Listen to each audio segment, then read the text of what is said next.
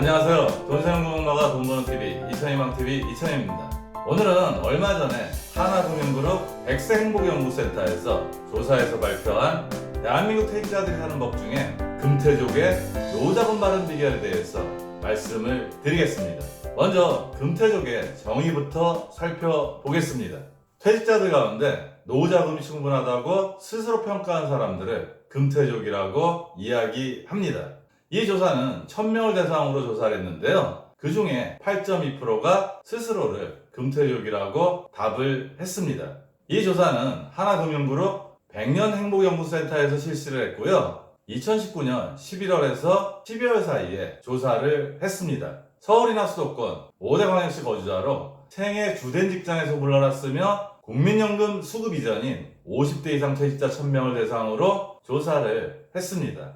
여기서 말하는 생애 주된 직장에서 물러났다는 얘기는요, 소득이 가장 많았던 최근 직장에서 물러났다는 의미로 이해하시면 됩니다. 즉 이들은 완전한 은퇴자는 아니고요, 현재 다른 직장에서 근무를 하기도 하고요, 아니면 적극적으로 구직활동을 하고 있기도 합니다. 먼저 노후자금이 충분하냐는 질문에 대해서요, 24.4%가 매우 부족하다고 답을 했고요, 41.6%가 부족하다고 답을 했습니다. 즉 66%가 노후자금이 부족하다고 답을 했습니다. 보통이란 비율은 25.8%고요. 8.2%가 충분하다고 답을 했는데 그들을 금태족이라고 이야기합니다. 전체 응답자의 평균 월 생활비는 251만 7천원입니다. 금태족은 307만 9천원으로요. 전체 응답자 평균에 비해서 56만 2천원 정도가 더 많습니다. 금태족들의 생활비를 마련하는 주요 방법 1, 2순위는요. 배우자의 경제활동이 48.8%고요. 본인의 경제활동 비율이 41.5%, 금융자산에서 생활비를 마련하는 비율이 62.2%로 가장 많고요. 부동산 임대소득으로도 26.8%가 생활비를 마련하고 있습니다. 부모와 자녀로부터 용돈을 받아서 생활비를 마련하는 비율이 1.2%, 정부와 지역사회 지원을 받는 비율이 2.4%, 기타의 1.2%, 대출은 없습니다. 일반 퇴직자와 비교해보면요, 일반 퇴직자들은 부모나 자녀로부터 용돈을 받아서 생활비를 충당하는 비율이 7.6%인 반면에요, 금태족은 1.2%입니다. 그리고 일반 퇴직자는 7.5%가 대출을 받아서 생활비를 마련하는데요. 금태족들은 대출의 비율은 전혀 없었습니다. 생활비에 쓰이는 금융자산 비중은요. 연금이 47.1%로 가장 많았고요. 예금이 37.9%, 투자상품의 수익으로 생활비로 쓰는 비율이 15%가 됩니다.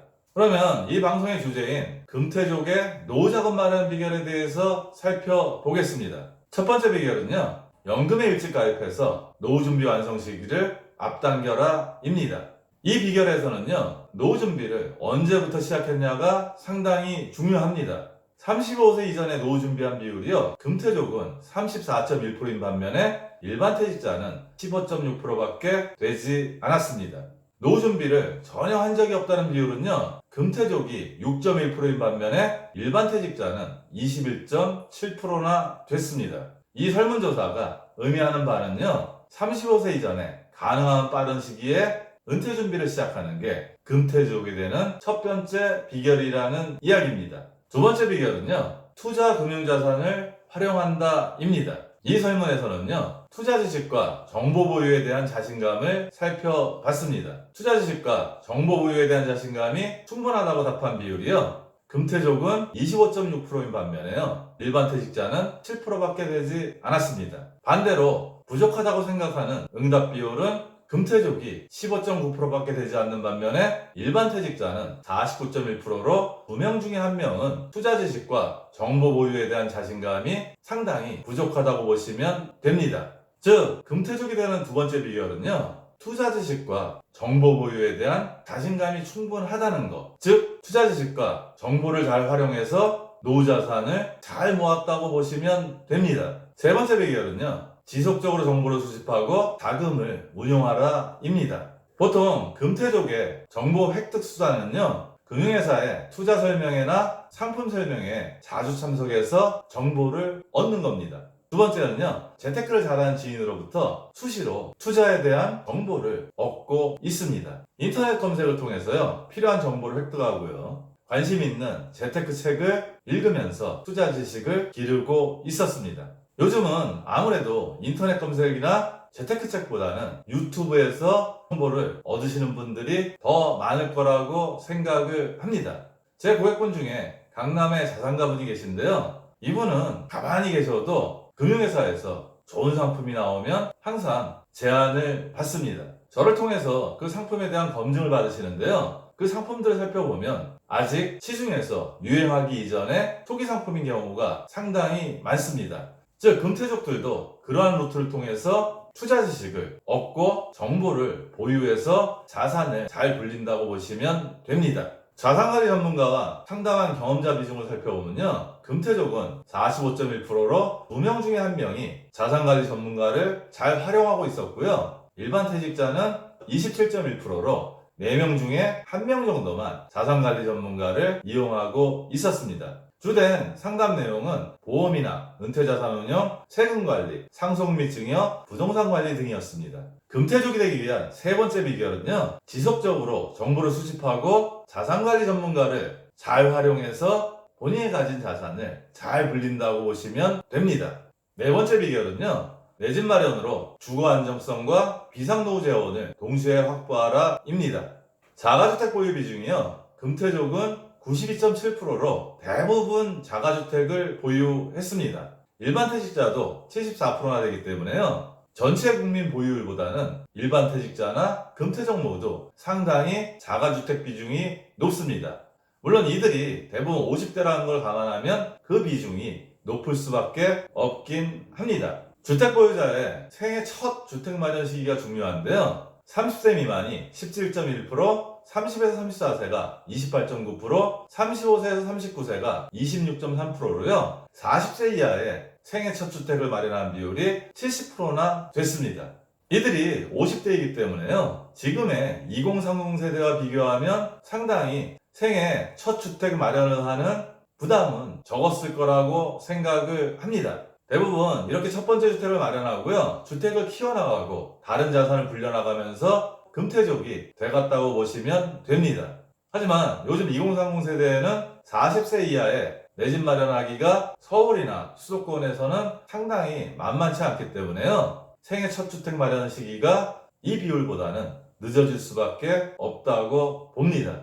요즘 노후자금으로 많이 활용하는 주택연금 활용에 대해서 의향을 물었습니다. 이용할 의향이 전혀 없다는 비율이 47.4%였고요. 노후자금이 부족해지면 활용할 의향이 있다는 비율이 46.1%, 활용 계획을 세워뒀다는 비율이 6.6%였습니다. 평균적으로 72세에 연금을 받고요, 그 연금액으로는 매월 114만 원을 생각하고 있었습니다. 금태족이 되기 위한 네 번째 비결은요, 생애 첫 번째 주택을 가능하면 빠른 시기에 보유해서요, 주거 안정성을 높이고 난 후에 다른 투자 자산이나 금융자산을 활용해서 자산을 불려나갔다고 보시면 됩니다.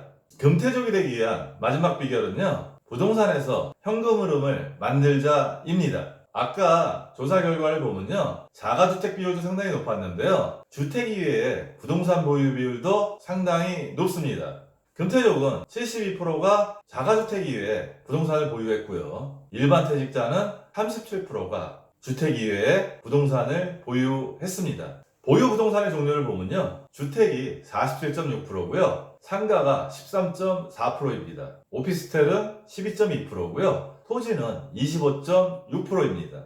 불과 10년 전에 은퇴를 예정하고 있거나 은퇴를 하는 5060 세대는 부동산을 처분하고 자산을 안정적으로 운영할 거라고 예상을 했습니다. 하지만 막상 5060 세대가 은퇴 시기에 돌입하면서 부동산을 선호하고 공격적으로 자산을 운영하면서 최근 몇 년 사이에 부동산 가격이 가파르게 상승하는 요인이 됐습니다.